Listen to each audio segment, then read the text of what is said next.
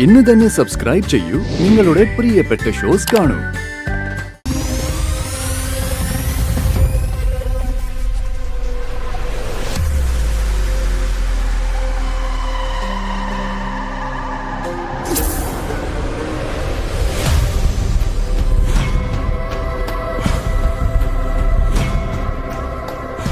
ഇവിടെ എന്താ ഒരു ആൾക്കൂട്ടം?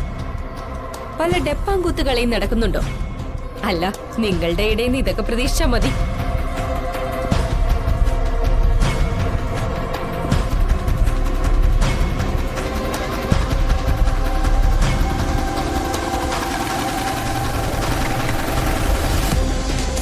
മോള് പേടിക്കണ്ട, വന്ദനമ്മയല്ലേ?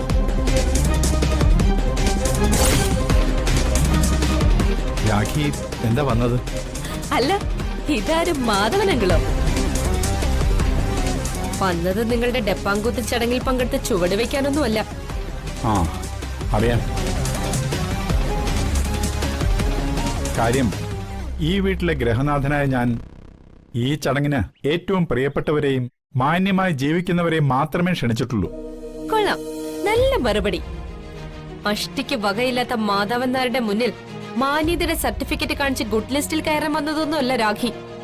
ആ പോലീസിനെയും പട്ടാളത്തിനെയും കൂട്ടി വന്നപ്പോ അത് മനസ്സിലായി.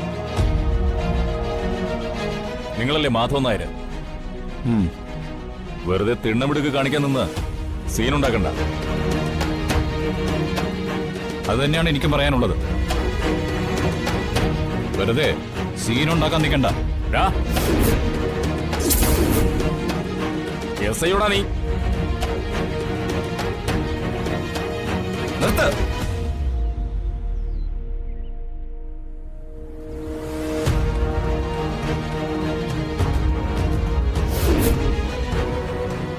ആളറിഞ്ഞ് വേണം എടാ പോടാന്നൊക്കെ സംബോധന ചെയ്യാൻ, കേട്ടോടാ എസ് ഐ.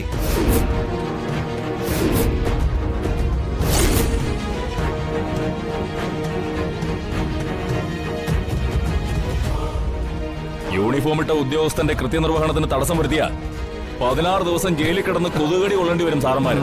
മനസ്സിലായോ? ആ സെക്ഷനും വകുപ്പും ഒക്കെ ഈ മുണ്ടും കുത്തി നിൽക്കുന്ന അണ്ണന്മാർക്കൊന്ന് പറഞ്ഞു കൊടുക്കും വക്കീൽ സാറേ.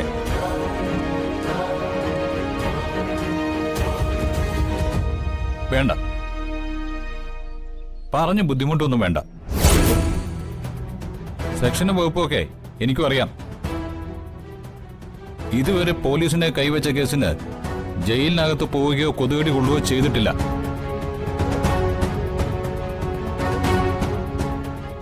ഇനിയിപ്പോ അങ്ങനൊരവസ്ഥ ഏമാനായിട്ട് ഉണ്ടാക്കാൻ നിന്ന ജയിലിൽ നിന്ന് ഇറങ്ങുമ്പോ തൊപ്പി കയറ്റി വെക്കാൻ ആളുണ്ടാവില്ല.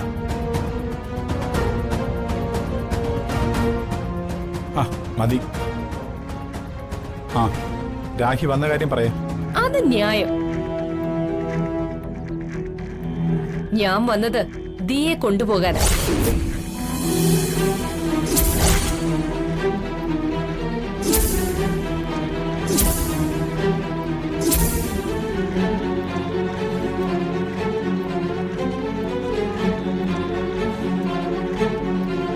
നടക്കില്ല. എന്റെ മോളെ ഞാൻ ആർക്കും വിട്ടുതരില്ല. അറിയാം, നീ തരില്ലെന്ന് എനിക്കറിയാം. അതുകൊണ്ടാ എല്ലാവിധ സംവിധാനത്തോടും കൂടി കുട്ടിയെ കൂട്ടിക്കൊണ്ടുപോവാൻ ഞാൻ വന്നത്.